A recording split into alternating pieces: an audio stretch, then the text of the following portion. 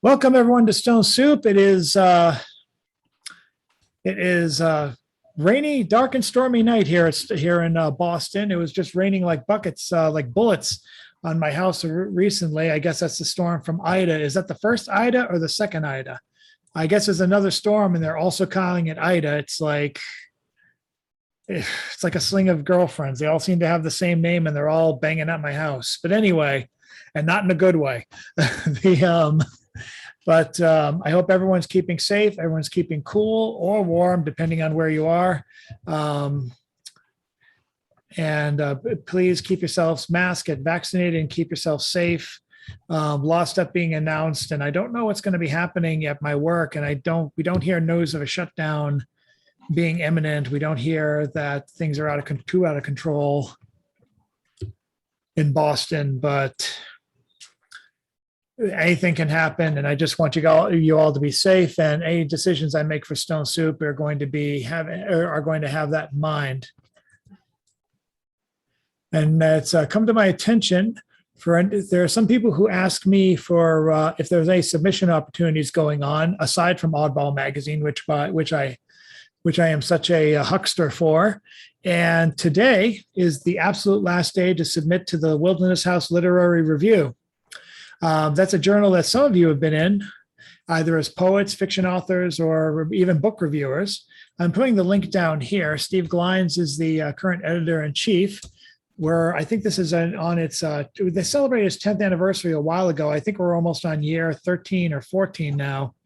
But if anyone's interested in submitting to that, you have the link, and I think you have until midnight tonight.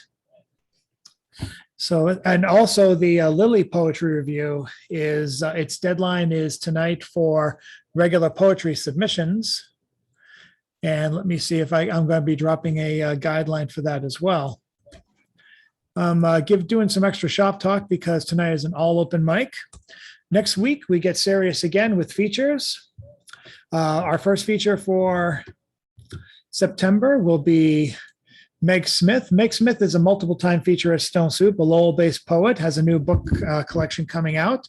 As a fiction writer, journalist, poet, and has featured at nearly every Stone Soup location we've been at since I've taken over as a host 15 years ago. So she'll be checking off her bingo card on our Zoom home. I hope you're there for that.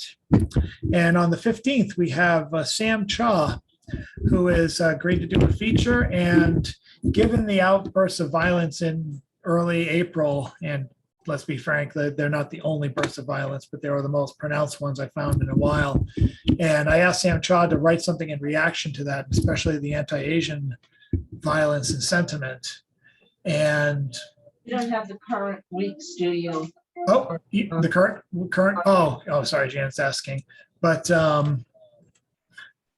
I still wanted Sam to follow up dearly because he can talk on a number of subjects, and I would like you guys to be there for that. It's going to be a very important feature. I think it's going to be well attended.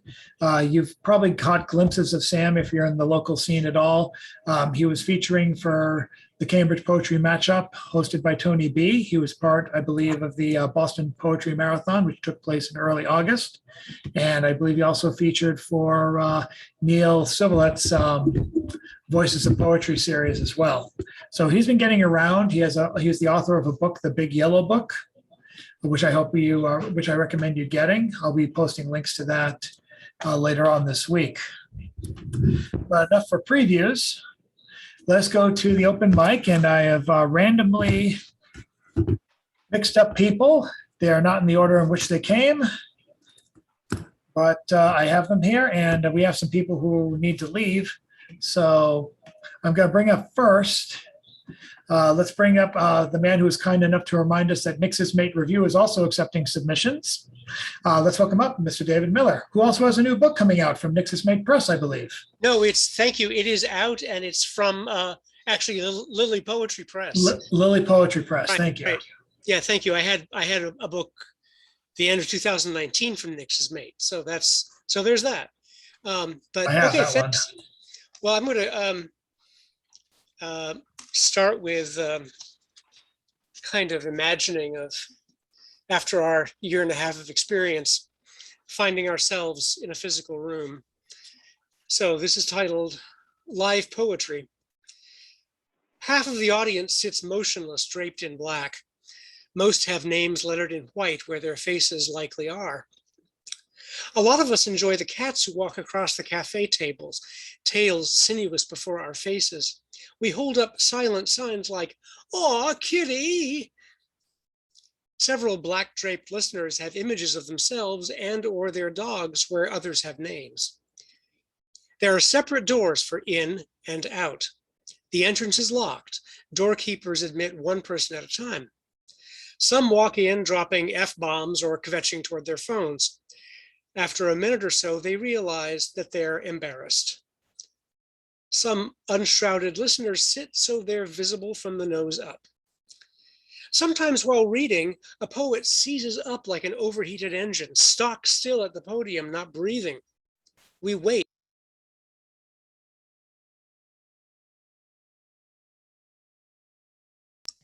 Hang on. Hey. I'll have to add that in when I revise this. I was trying to mute Chris Fitzgerald, who just came on, and for some reason I got you instead. Sorry about I'll that. have to add in a clause about how in some readings the reading host suddenly acts as a bouncer and throws out the feature. But anyway, David, you said that at just the moment. You went silent at just the perfect moment for pretending to be silent. You're right. Let us continue. So the poet has seized up like an overheated engine. We wait with puzzled gestures. The poet unfreezes in the middle of another line entirely. The exit door stands open. People get up and leave the cafe more or less whenever. One of the listeners is asleep, head back in his chair, mouth open. Another one walks around the room, switching seats, taking his coat off, putting it back on. Sometimes while reading, a poet spits syllables like whose words are think, house, ill. We wait till this passes and the poet continues with see me stopping here and so on. Behind the entrance door, there are young white men intending to demonstrate boys' room genital art and words starting with N. These guys get in now and then. At the end, we slap our hands together without exciting sound waves. We hold up little signs celebrating the wonderful time we had. It was a lovely afternoon. The cafe empties in seconds. Thanks. Pardon the interruption, but as John said, it was kind of fortuitous. Hey, what are you going to David, do? I like that. Very well done. Let's see who we have next. Yes, she is on a time limit tonight, but we're always glad to have her on. Let's welcome up Colleen Holand. Thank you. All right, let me find my poem. Okay, so this is new work. It's called Woman of the Wood.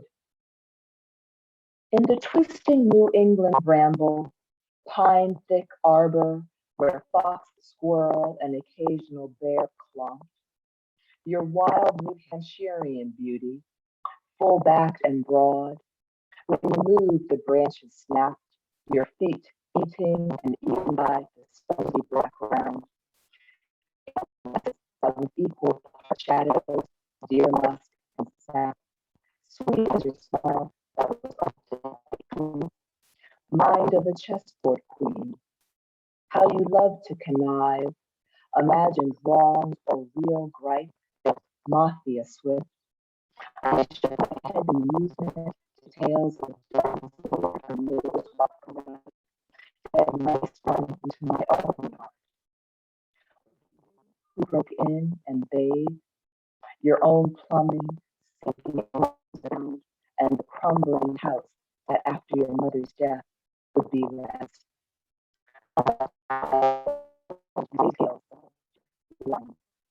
Clouds from the hilly terrain. A woman who walked alone through a forest on strong, unsheared legs, dirty blonde hair pulled into a messy bun, and large feminine breasts, tubular as trees, where growth would be your undoing, Your fascinating dual mind housed a natural witch.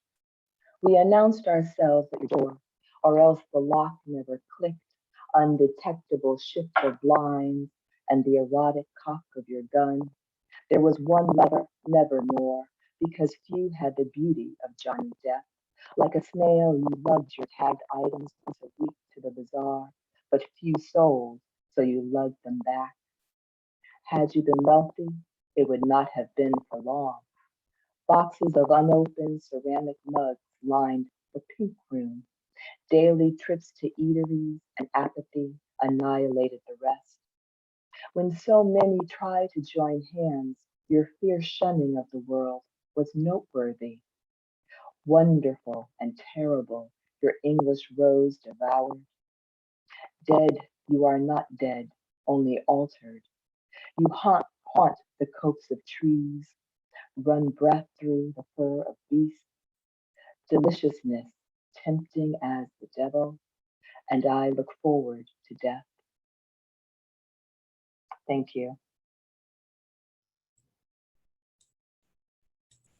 Thank you, Colleen. Yeah. Let's welcome up next one of our remote friends who joined us because of the Zoom calls.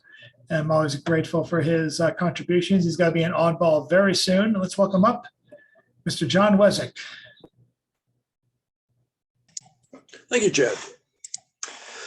The shortness of breath and pain in my chest finally convinced me I needed coronary bypass surgery. I don't trust doctors. They were wrong about margarine, carbs, and eggs. I guess you could say I'm a skeptic, a free thinker, a man who does his own research. That's why I went to Lubashevi. I didn't even need an appointment. The guy on the phone said, "Come right in." The clean clothes employee met me outside the garage while I was still in my car. "What can we do for you today?" he asked. Nikolai wore gray coveralls with his name embroidered on a patch over his left pocket. His eyes were the deep blue of Lake Baikal. "I'm here to get a coronary bypass surgery." "Why don't you give me your keys and help yourself to some coffee in the waiting room while I check your odometer?" He wrote down my mileage while I entered the waiting room. I inserted a K-cup into the coffee machine and pushed the button. The comforting smell of petrochemicals filled the air, and a sign next to the window that looked out onto the garage said, "No entry for insurance purposes." A display included a vial of dirty transmission fluid. There was a stack of vintage People magazines on a table next to a chair upholstered in gray fabric. I took my coffee and sat down. "Mr. Blumtrapster," Nikolai entered. He held an air filter that was black with soot. "We recommend changing the filter for $29.99, and those windshield wipers look a little worn." "What about my coronary bypass?" I asked. "How much you thinking of spending?" Nikolai asked. How considerate of him. In the hospital, you don't know what a procedure will cost until you get the bill. At Lubashevi, the prices were posted on the wall. Oil change, $49.99. Radiator flush, $89.99. Balanced tires, $39.99. I didn't see the price for a coronary bypass, though. "I don't know," I stroked my chin. "Maybe $3,000. $3,000. Yeah, I could definitely do that." Nikolai typed at the computer behind the desk. "Using polyethylene windshield wiper fluid tubing will save you a bunch. We usually close at 9. Why don't I book you for 10:30 on Thursday? That way I can do some research. Cash up front before the surgery, okay? By the way, it'll be $129.99 for the oil change and filter." I could tell he was a straight shooter right away. He was confident, had a firm handshake, and didn't talk down to me. I handed him my credit card. "See you then." Just when I thought I had everything worked out, a fly landed in the ranch dressing. My wife said, "You need to get a second opinion." I told her I'd asked the guys at the last call, but Enid was having none of that. That's how I found myself at Norma's hair salon. "Just take a seat and the next stylist will be right with you," a woman behind the register said. I sat next to what looked like the same vintage People magazines I'd seen at Lubashevy. 3 stylists were fussing with women's hair, leaving about half the stations empty. The youngest, in a sleeveless shirt that showed off her armpit hair colored a furious magenta, was doing a dye job involving clips, a plastic shower cap, and bits of tin foil on an older woman.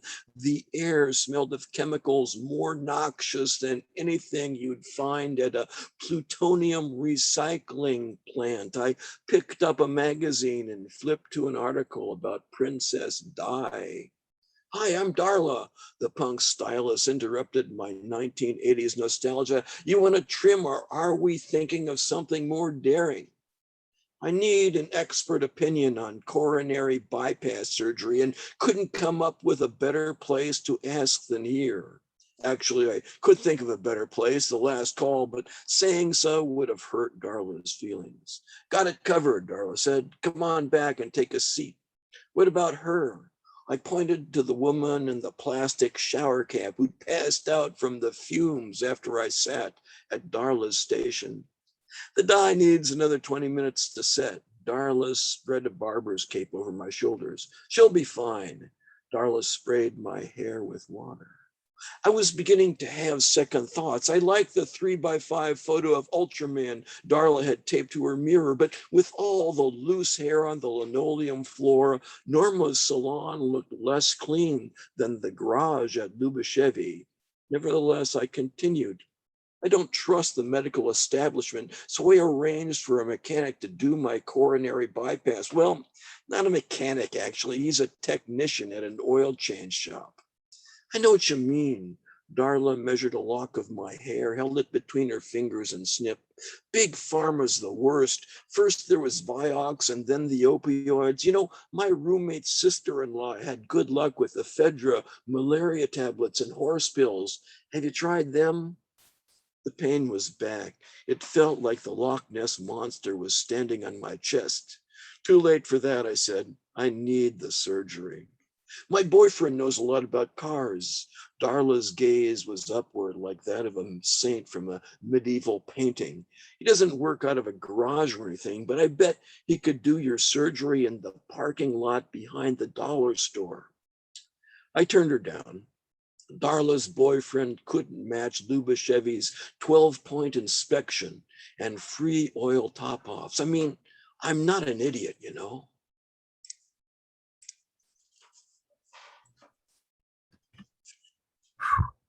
Way too real. That's hilarious. Wow. Oh, too much. No further comments. Thank you, John. And let's bring, oh God, follow this one, killer. It's time for our orator extraordinaire to give us more. Let's welcome up Mr. John Sturm.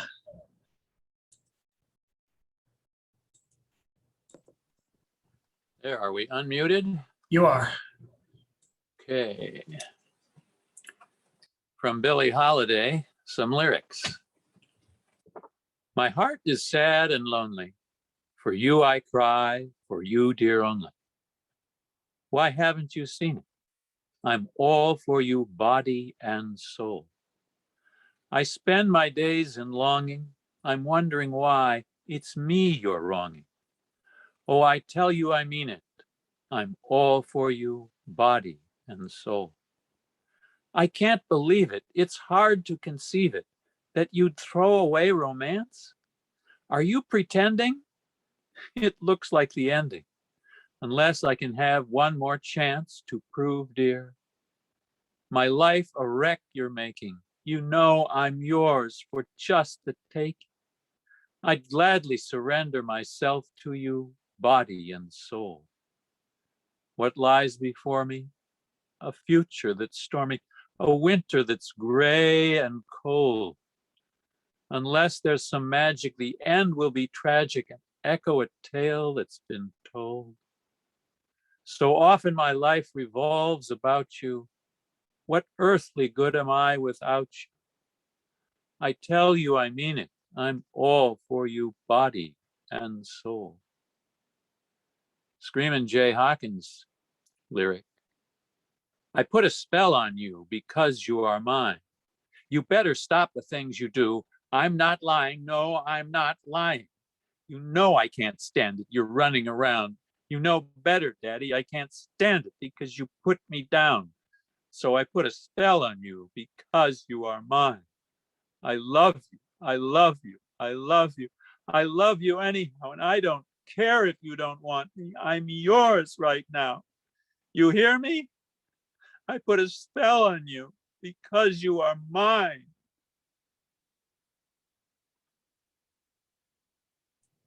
Thank you so much, John. Let's see who we have next. Yes, we have one of our people joining us via phone. Let's ask her to press *6 and unmute herself. It's Nancy Dotson. Can you hear me? Yes, we can. Tropical storm Henri. A single tree stands upright. The wind is mild. The rain does not come. Thank you, God. We realize our luck is you. Amen. Hey, thanks, Nancy. Thank you, Nancy. Yes, let's see who we have next. One of the hardest working poets in New York, novelist, poet, publisher of the Brownstone Poets Anthology, all in this year. Let's welcome up Patricia Kerrigan. Thanks, guys. It's pouring out there. Bad, bad, bad. Okay, I have Body and Soul, my version, because I do a lot of jazz poetry and I just get inspiration. So here we go. He said he wasn't coming back.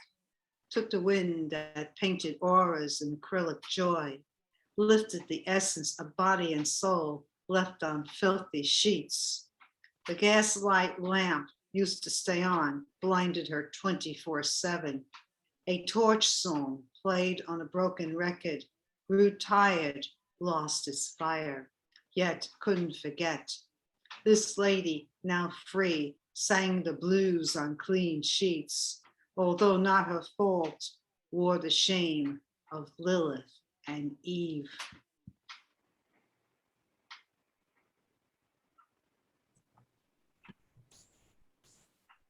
Thanks. Thank you, Patricia.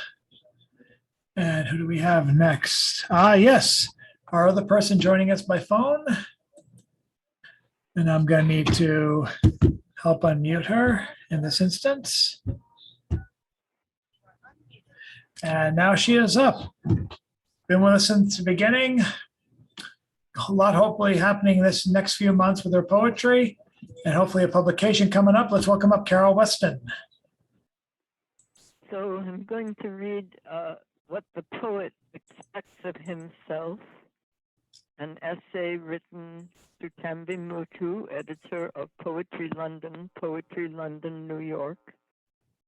And let me see who I knew in '63. It's written to a man, but of course, it is to women as well. How is it that a voice will rise from the depths of a man with a musical power greater than that of any voice he knows to be his own? Can a man live close to that voice?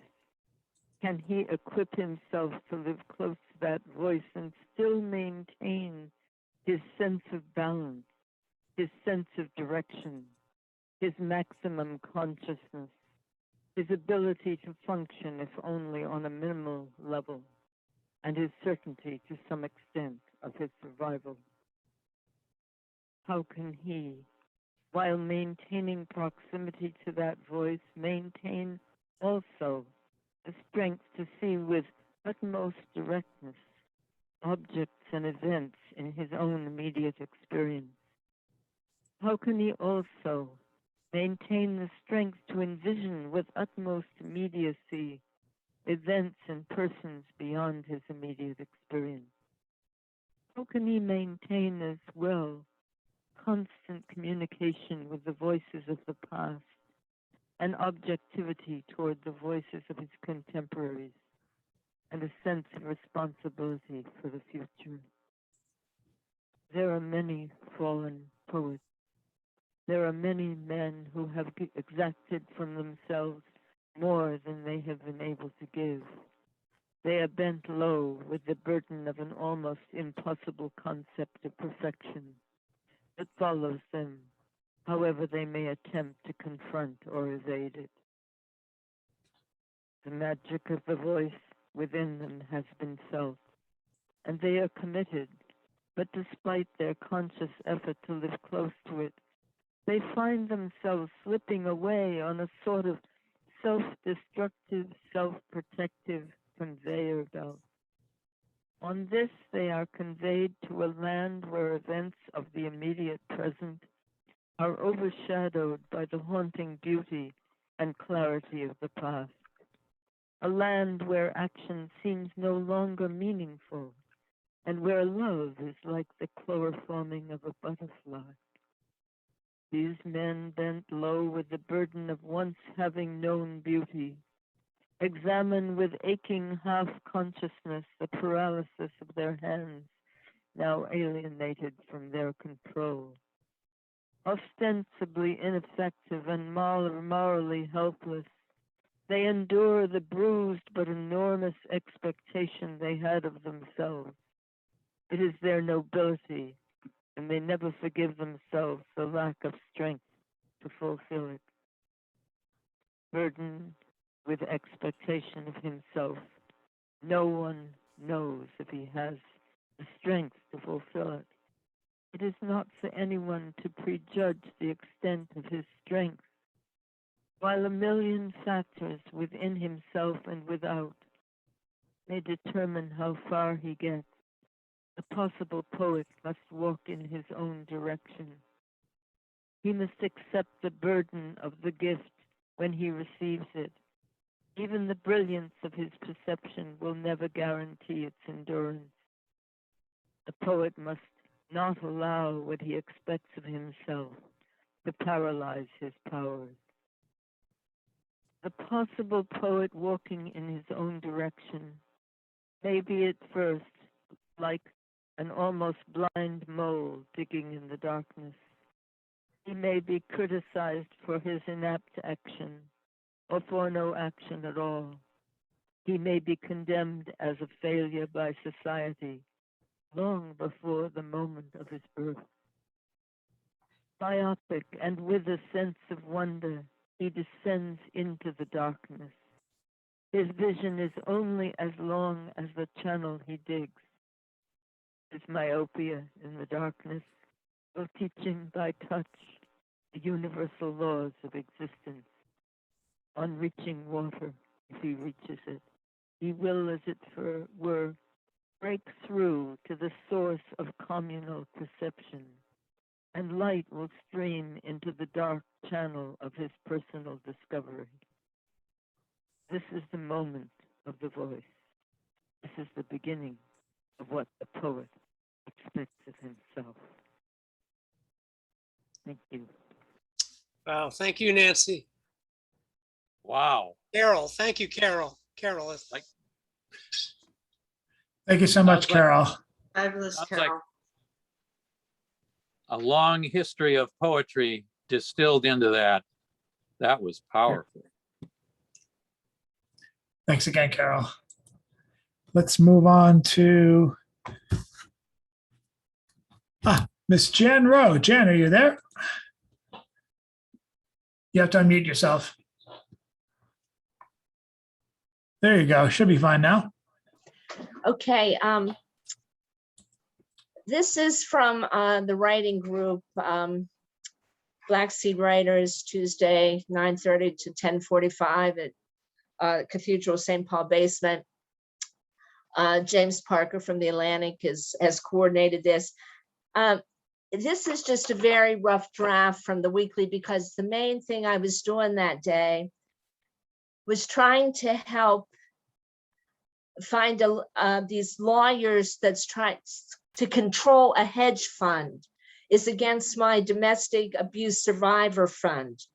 Okay, the hedge funds want to own everything and the rentals too. But anyway, so that was the main thing. But in the ratings, we give prompts. They sometimes to give people ideas. So I had done that, and then I just tossed this in for my least favorite tone of voice was the prompt. My least favorite tone of voice. It has been found that tone of voice is more important than the actual content. That's right. How something is said is just as important as what is said. Thus, I have learned to try and moderate my tone of voice. Growing up, I was yelled at a lot. At least there were 4 or 5 of us, so surely we could not be all dirty beasts, and surely not all 4 or 5 of us could all be lazy beasts, but we were yelled at a lot. So from being yelled at, I learned to yell. So I'm learning to moderate my tone of voice. Thank you. Thank you, Jan. And who do we have next? Oh, yes. We have a new guest with us tonight who asked if he could read fiction for a round robin open mic. I said no problem at all. So without any further ado, let's welcome up Mr. Henry Hentermeister. Thank you so much. The title of this piece is Pinky's Demonstration. It was inevitable. Things had been allowed to go on for far too long. A demonstration was needed, was overdue. It had taken some pleading, some cajoling, but mostly they were here. Parents, cousins, uncles, and aunts, ensconced, bored, in a cluster of red and purple camp chairs squatted just beyond the orange flags that keep the spectators away from stray throws. Today, Elizabeth would pull the scales from their eyes. She would reveal their wrongness to them, and they would see what had been visible all along. The corrections would be immediate. After the referee called the distance, they would cheer and nod their heads to one another. They had always known, of course, and though ashamed for how they had once thought of her, erroneously, they now realized, embarrassment would keep them from apologizing. Elizabeth would allow them this. High-minded, she would demand no apology. Let bygones be bygones, she would say. Most importantly of all, Pinky would disappear. The nickname would slough away like discarded snakeskin, unable to cling anymore. All that was left was the throw. These were Elizabeth's thoughts as she stepped onto the grass runway, its center turned to mud by the churning of cleats and spikes. She brought the pale yellow javelin above her shoulder, an odd instrument, out of place, anachronistic, and hopped from one foot to the other. She had observed other girls, the older ones who were the best, make this side-to-side preparation as they stared down the sector. The motion was supposed to make you feel loose, but to Elizabeth it was foreign and awkward.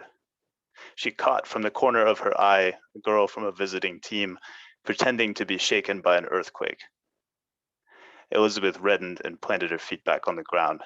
She hawked a wad of spit in the girl's direction. No one could say it was on purpose. She looked over to the clump of her family members. They were still chatting and grinning, distracted inside phones and magazines. A clenching grabbed hold of Elizabeth's throat. Had they not heard the referee call her name? Did they not recognize it? Elizabeth bored into them angrily with her stare, willing them to look, but their faces remained unturned. She felt tendrils of panic shoot through her arms and legs. The demonstration was no good if they didn't watch. If they only heard the referee call the distance, it would not be enough. They wouldn't know what the number meant, if she was good or bad. They had to see with their eyes that she had the talent, that the whole idea wasn't so silly after all, that she was to be taken seriously. The official, hand on his hip, called the 30-second mark. Could he announce her name again? She asked. The old man scrunched his bushy eyebrows and shook his head. He had 3 flights of girls to get through. He didn't have all day. Elizabeth looked pleadingly back to the camp chairs, counting the seconds and fives on her free hand and biting her lip. Her coach stood silently by the foul line, his arms crossed over his orange school t-shirt, suspiciously aware of something underway on wavelengths that were hidden to him. The referee tapped his watch. 10 seconds. Elizabeth burst. "Hey!" she shouted at the chairs. "Watch!" Some of the parents murmured. A few of the girls snorted.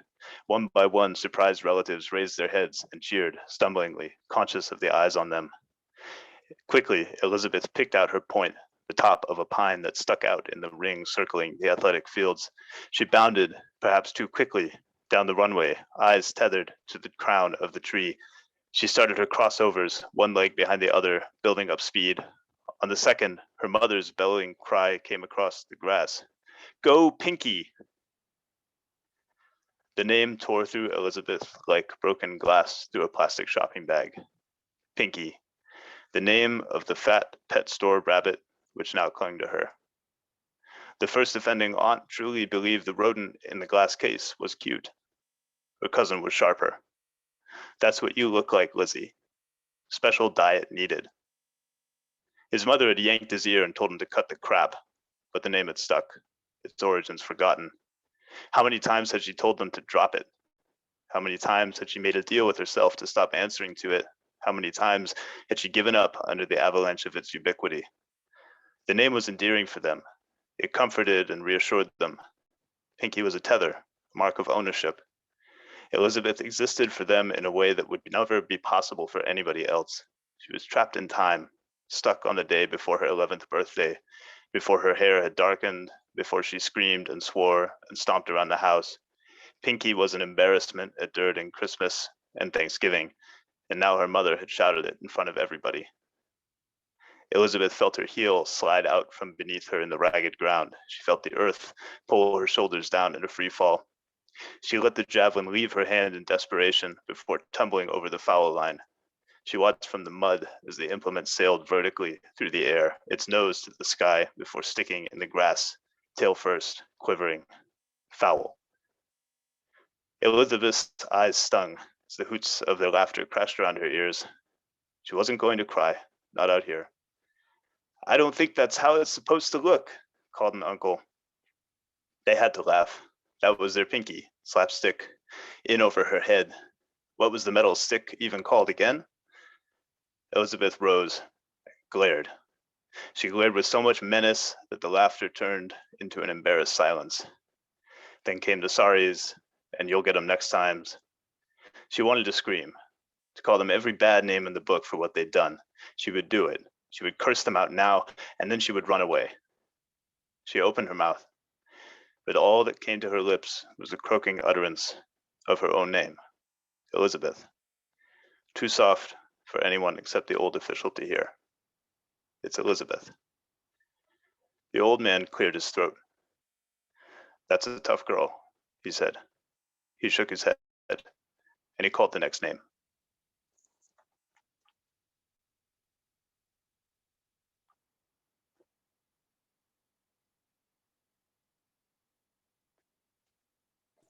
Thank you so much, Henry. And welcome to Stone Soup. Thank you so much, and thank you for letting me read something out of format a little bit. We appreciate it. Not a problem. Much appreciated here. Chris Fitzgerald, it doesn't look like you're ready, but if you can prove me wrong and get on the mic, let me know. Chris has been having a hard time tonight. Might be suffering from the same tech problems I had, for all I know.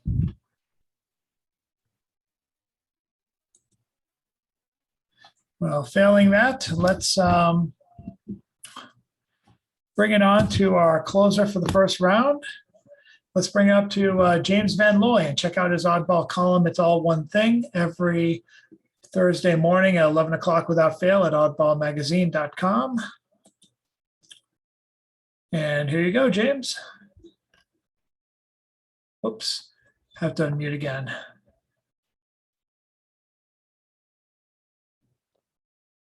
There you go. Okay, so here I am.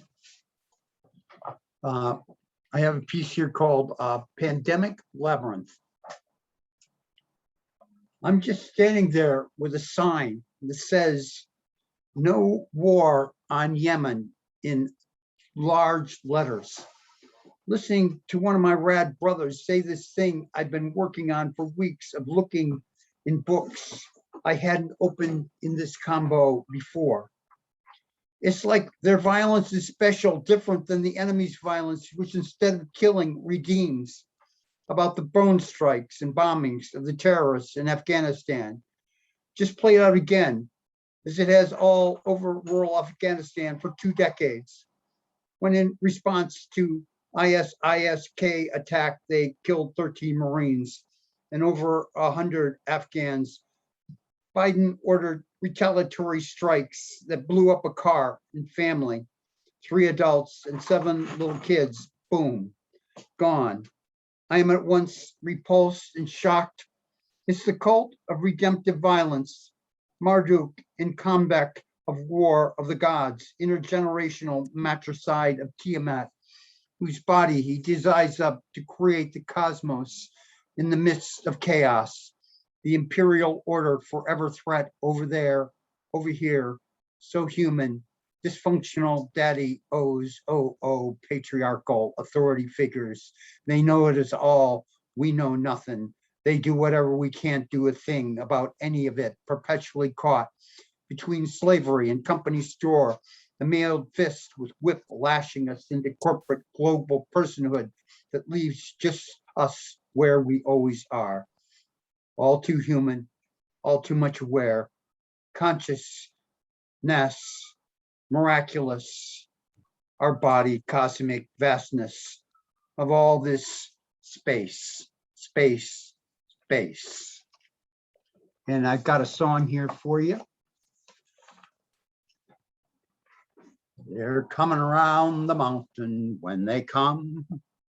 They're coming around those Kush mountains when they come. They're driving in the rearview mirror when they come. When they come, they'll be droning on forever. When they come, they'll be droning on forever. When they come, they'll be firing hellfire missiles when they come. They'll be mass surveilling the people. They'll be capturing everyone's info. They'll be capturing everybody's info when they come, Because over there is over here, over here, over there, over here, over here, over there, over there, over here, over here, over there, over here, over there, over there, over here, over there, over here, over there. And they'll be coming round the mountain. They'll be coming round the mountain. They'll be driving in the rear view mirror when they come. They'll be there, over there, over here, over there, over there.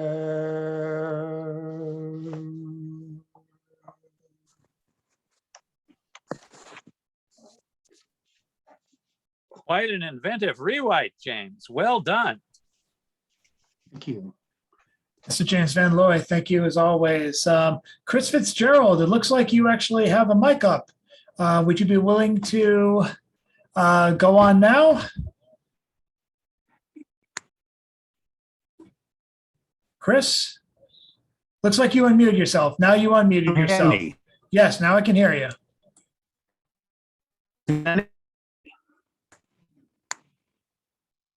Can you speak into the mic again? You came off a little, it looks like you muted yourself again.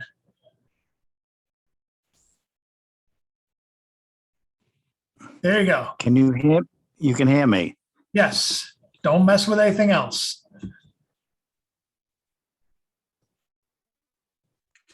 You can start to. This 30 fucking minutes getting on this place. Uh, I did John Donne's phone, Chris, and you now might I'm want- doing the Hemingway thing, which I said this is Chris, you're kind of coming in all Hemingway's disjointed. novel. From the Bells Toll is dysfunctional. Imperial Fathers. Uh-oh. Chris, I don't know if you can hear me, but it looks like you're not coming in. Might just be a bad connection tonight. I'm sorry. We can come back to you, but if you can maybe come in from a different location in your house, I don't know if that helps, but for right now, we can't hear you anymore. And it looks like he just left. Okay. David Miller's poem strikes again. No kidding. I claim no responsibility for that. On the subject of David Miller, let's go back to David Miller, and we can do a second round of the round robin before we call it a night. You up, Dave? Yeah, thanks. This one's briefer and hopefully doesn't have such negative karma attached to it as the first one did. It's titled His Uncrumbled Cookies. Let's fet fair-omened Mr. Monopoly, money revolver in dapper topper, bantam height lover of Park Place in plastic. Man full of nerve, he never failed to eschew jail, karma agnostic. We're nostalgic. Why settle stoical, scowling, bared for bad bread when pass go yelled yay with everyday payday? Let Baltic Avenue yap its war with rats and tar water. Mustached Mr. M's gin vigils, that was living. Eel's eyes sauteed, braised bear beards. What else will the gentleman will with his winner's wine?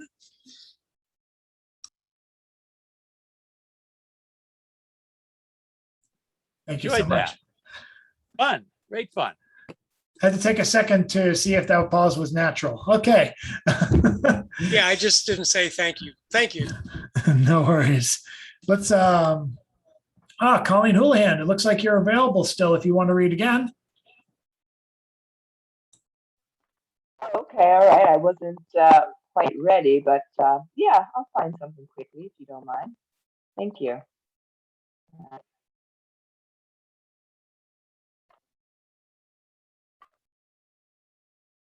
Okay, this is very short. True love, mother, anchor at my heels. Her blowfish mouth sucks a lover's hickey, then lightning flash to the bone. A child with phantom pull at my breast, but I bend, touch forehead to sand, attuned for suckle or kick. How they need, and I know they will want me through death, for love is the burning wooden horse, and beloveds always know where I hide. Thanks. Thank you, Colleen. And I hope you feel better. Thank you. And let's see who we have next. Yes, Mr. John Wesick, Respect the Wombat. John, are you ready? I am ready. Not your father's Taliban, not the fanatics dynamiting women and veiling Buddha statues, not the barefoot fighters shooting down deviled eggs with the Roman candles we provided. So many dumb decisions. We fought to keep fish sauce out of Russian hands, fearing pad thai and chicken vindaloo would be next, when our bacon and hash browns were never in danger. We hunted down Saddam's baseball cards and didn't find so much as a 1996 Bob Hamlin under his mattress, but voters chose not to spoil a good story with the truth. At home, we forced unwed mothers into Sunday school and raided pet shops, searching for Colombian capybaras masquerading as kittens and puppies in fear of these large rodents infesting backyard swimming pools. What if America regurgitated all the lies we swallowed? What if the war debt came marching out between our silver fillings? All that silver could have bought so many between meal snacks. No more students and hospital patients in debt over Twizzlers and gummy bears. In other countries, between meal snacks are a human right. Here, your only rights are bribing politicians and infecting your neighbor with COVID-19.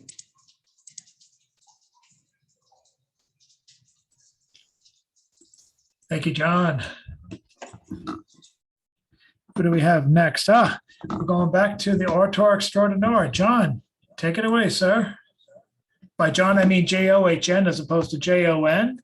Mr. Sturm, mic is I yours. have a quote and a reprise of The Gambler. Thanks to Carol Weston, this came to mind from Meng Chao. Despise poetry and you'll be named to office, but to love poetry is like clinging to a mountain, frozen, holding tight, facing death, days of sorrow followed by sorrow. The bourgeois are jealous of those who love poetry. They flash their teeth like knives. All the old sages are long since dead, but the bureaucrats still gnaw their bones.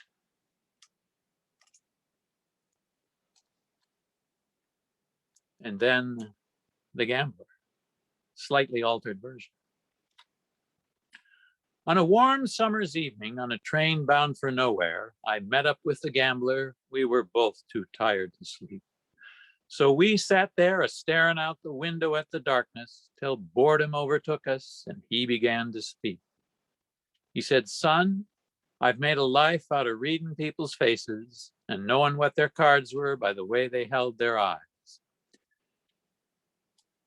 So if you don't mind my saying, I can see you're out of aces. For a taste of your whiskey, I'll give you some advice." So I handed him my bottle and he drank down my last swallow.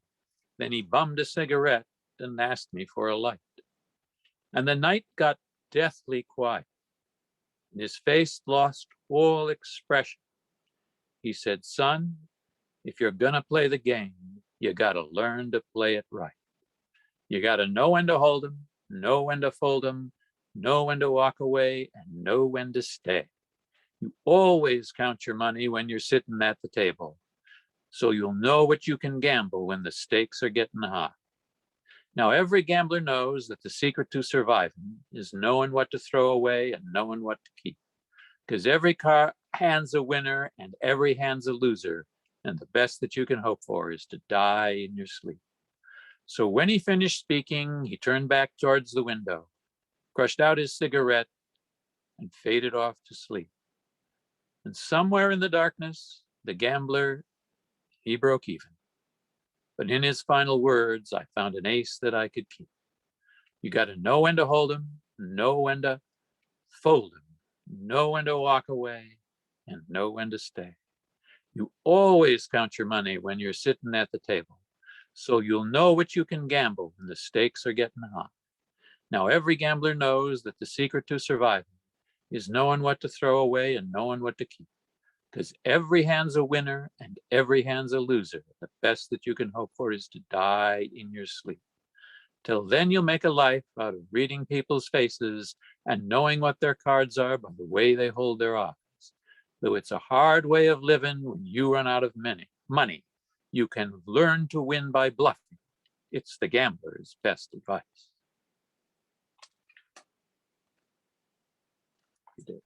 Thank you, John. Thank you, Chad. Thank you all.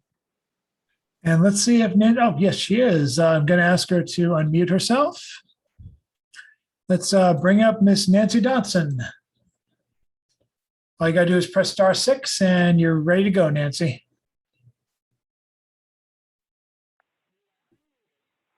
There you go. Sick, a sad day to be sick, and oh how I ache the world dying around me. Why, Lord, kill me? I want to live desperately, each day in your creation, rejoicing gladness in every moment, not hating the day because of non-energetic sin, in quietness and confidence, I am thine, after reading about war. Thanks, Nancy. Okay.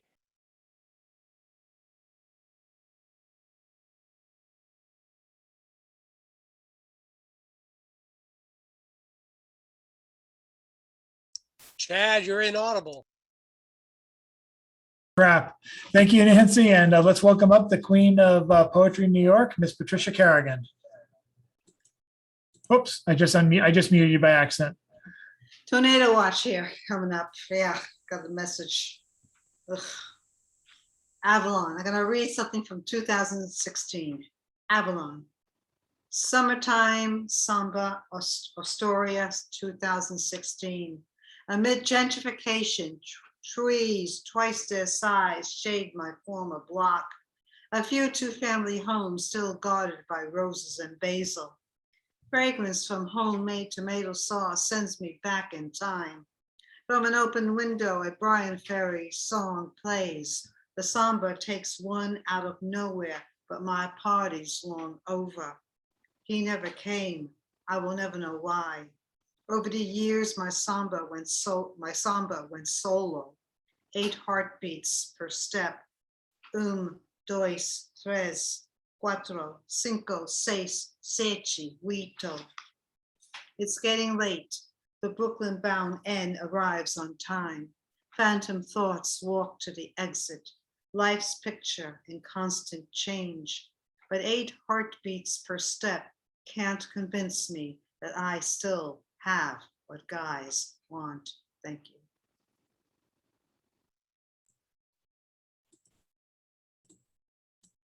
Thank you, Patricia.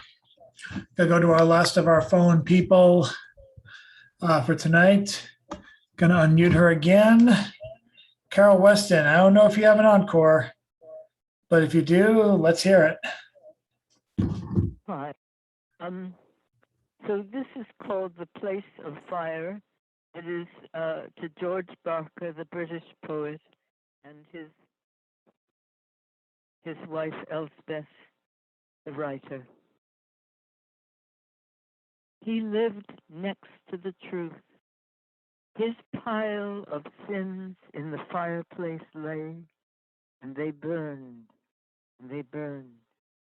She lived next to him who lived next to the truth. His pile of sins in the fireplace lay, and they burned, and they burned. The children scrambled and pestered her, who lived next to him, who lived next to the truth. His pile of sins in the fireplace lay, and they burned, and they burned. Out of his mouth a truth of mist gave mirth to the children who scrambled and pestered her, who lived next to him, who lived next to the truth. His poems on wings from the fireplace come, and they burn, and they burn.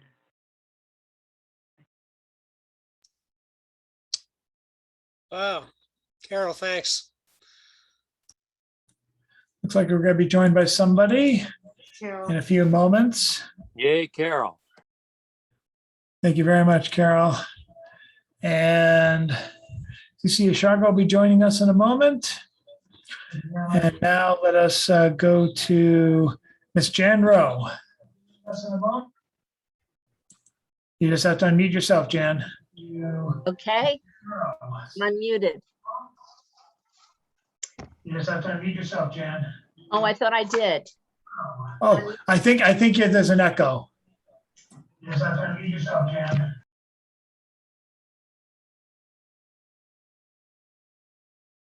CC's video is catching up to us, so you're all set now, Jan. Oh, okay, I am. Oh, great. There's not many of us that remember Little Anthony and the Imperials.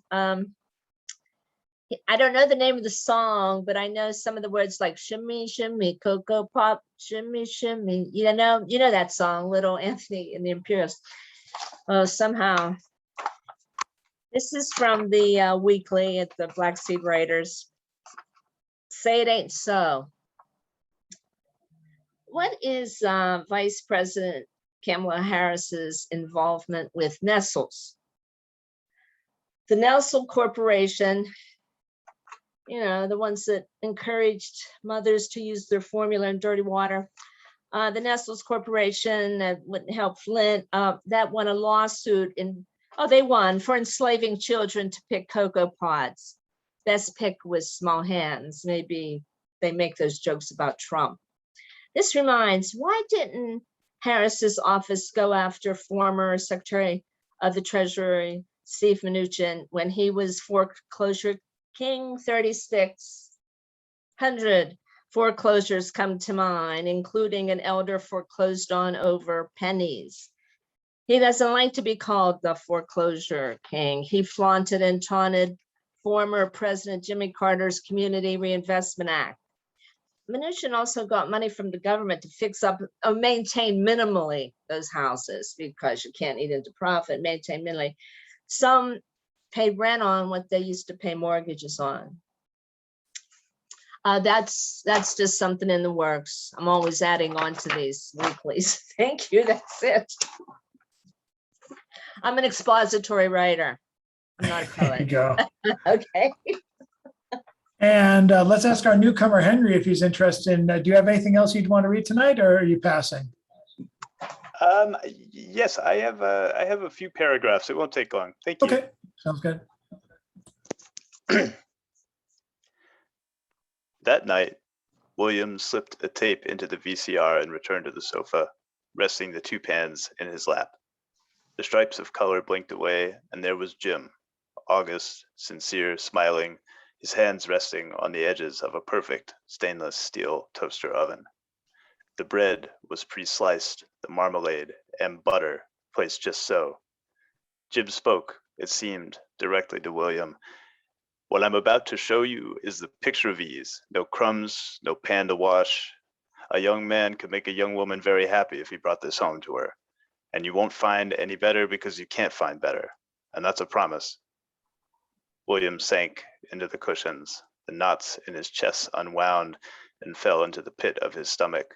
He hugged the skillets to his chest and closed his eyes, mouthing the words, along with Jim, built to last, the peak of ease, the only one you'll ever need.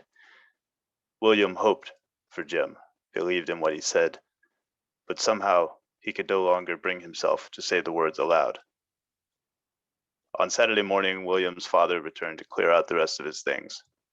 William watched him for a time, then walked across the street to the neighbor's yard and asked if they needed mowing. Mr. Rathner loaded the box of dusty tapes from his now barren old office into the rental car, shoved between two suitcases of old clothes and a box of books and CDs. He called William over to say goodbye for now and drove away. By mistake, he took with him 2 non-stick ceramic skillets, a gift from the company he had never bothered to use.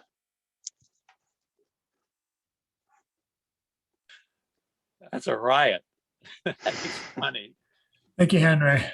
Before we go to our closer tonight, we do have a newcomer. It's like the video games when you put a quarter in. Here comes a new challenger. Let's welcome up CC Ashagra.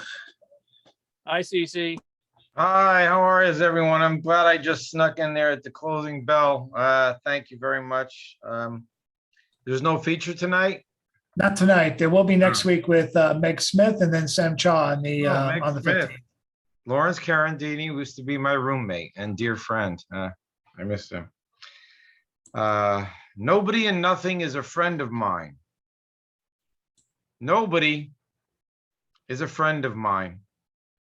Now, nobody lives where lonely meets alone. Now, nothing shows up with no gift in hand, not even one low, lonely lie like you don't tell yourself. And now it's just the 3 of us, The whole damn trinity looking for my own soul self, lost in some old watering can of hollowed emptiness on a plot of barren land stretched far from where the eyes can touch. And there's no one to blame or pin any fault on, not you or any someone or the great unknown. So I just walk on home, straight on into myself. I'm not alone. No, there's still happiness. See, nobody and nothing are really friends of mine. Well, nobody is my best friend sometimes when I'm surrounded, cornered by non-entities with no heart, no bones, or even a pair of honest eyes. Well, here I realized they never were, ever friends of mine. Sure, they show up when they need to look down, but this time I feel good. It's a good thing. And I see they're all frightened and they're all wearing masks. And I do not wear one. I do not fear myself. And still there's no need to blame or pin any fault down, not on you or any someone or the great unknown. So I just walk on home, straight on into myself. I'm not the only one, and there's still happiness. You see, nobody and nothing are really friends of mine. And that is a poem, a lyric written as read as a poem from 2015 to give it some context, since it has a line about a mask in it. But I still think it's worth stretching each other's minds and making sure divide and conquer doesn't beat us, no matter what. Thank you. Thank you, CC. And with that, we go to our closer once more for the night. Mr. Van Looy, you have the mic once more.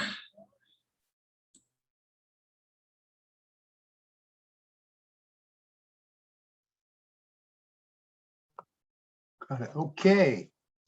So I got a poem here called Jacob's Ladder.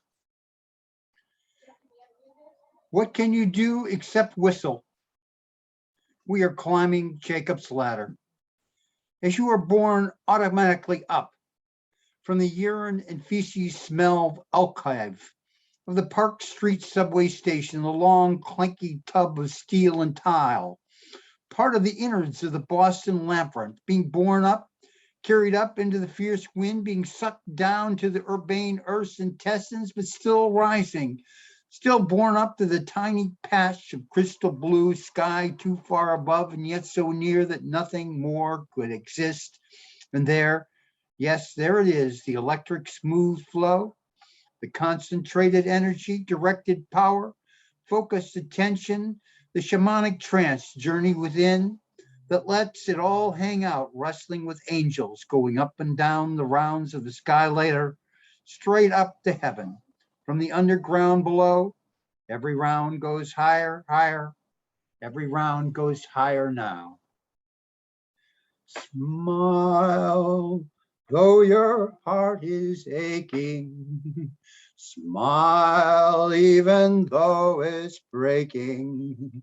When there are clouds in the sky, you'll get by if you smile through your fears and sorrows. Smile, and maybe tomorrow you'll see the sun come shining through for you. Light up your face with gladness, hide every trace of sadness, although a Here may be ever so near.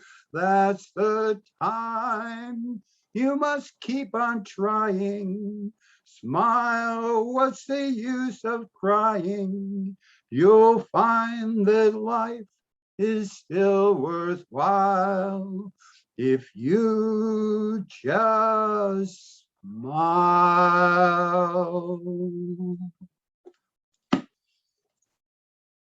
Thanks, folks. Thanks, James. Thank you, Mr. James Van Loy. And thanks to, looks like Cece is promoting his next event for the Buttonwood. Cece, would you like to talk about that a little bit?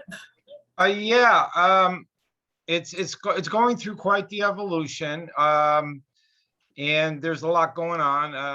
Those of you that know, I lost a brother in May, and it's been quite a process, actually, months to process all that. And thank you for all the love and all that that has come this way in regard to that. So, and not to use my brother as an excuse, but I did manage to now include that anyone who wants to send from anywhere in the world a video submission, whether you're a nonprofit, community organization, or a free speech individual. That's really kind of the focus of the week, is that anybody who has anything that they want to say in accordance with what's called the principles of involvement. So I put a link in there, and it basically means that you agree to these 9 principles, and what is your benevolent contribution to humankind? It's kind of like if America has a democracy, then the Human Room Open Voice becomes something that belongs to everyone who becomes a free participant.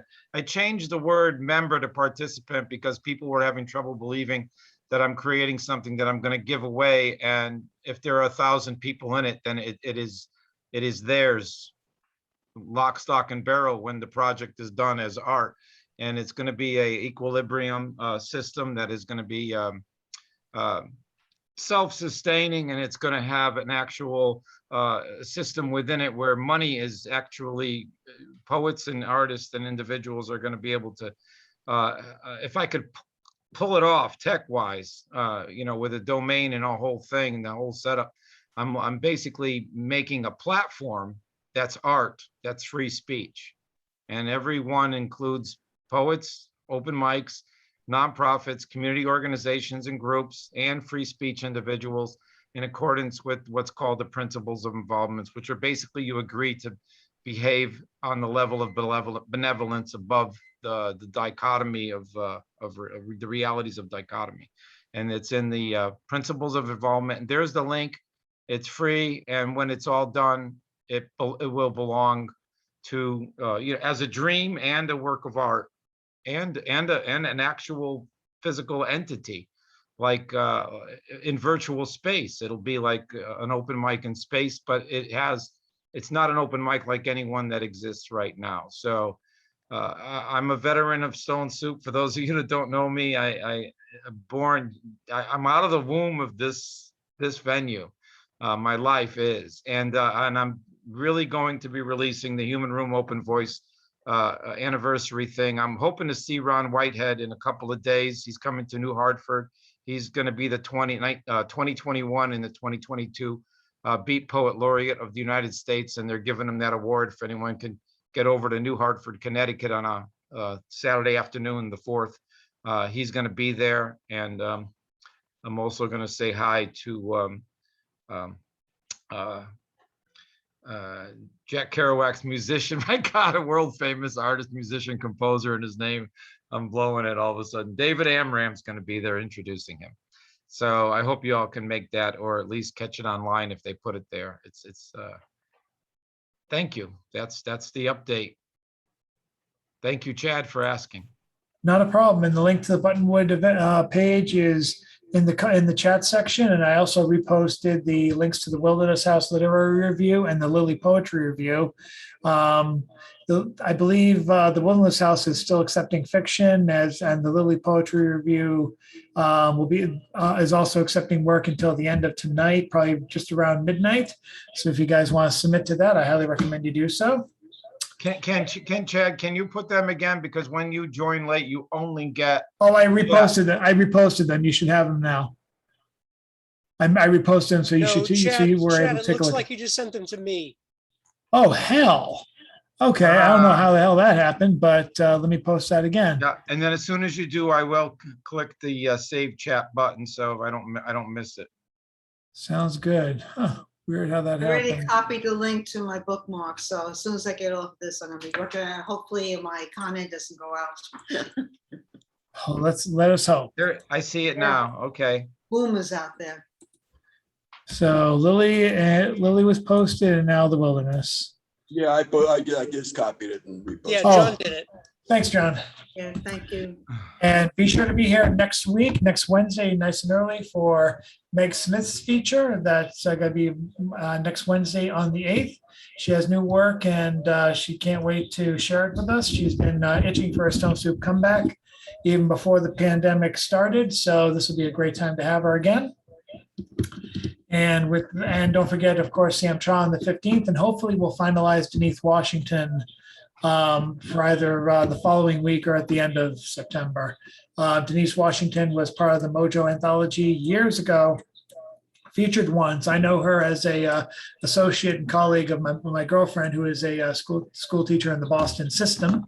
And so I've always been trying to get her back as much as she can. She's also heads up a couple of poetry projects around Boston. She'll tell you all about them next time, including one I think is happening on the end of September. And like I said, hopefully we'll get her to commit to one of the other dates. She's definitely interested in doing it. And hopefully we'll have announcements for a potential live feature, a potential event where some people can actually be in the same room under safe conditions as long as they consent. I'll be calling people about that, but above all, stay well. A lot of people have been getting sick still. Just do your homework and take care of yourselves, people. And with that, we'll do the wave. I know. Thank you for the initiative, Patricia, in doing the wave. I knew I was forgetting something. Feel better, Colleen. Yes, Thank please feel you. better, Bye, Colleen. everybody. Yeah, Have a feel better, good- Colleen. Have a good night, people, and we'll see you next week. Good night. Show's over. See you next time. Get well, Colleen. Good night. Feel better.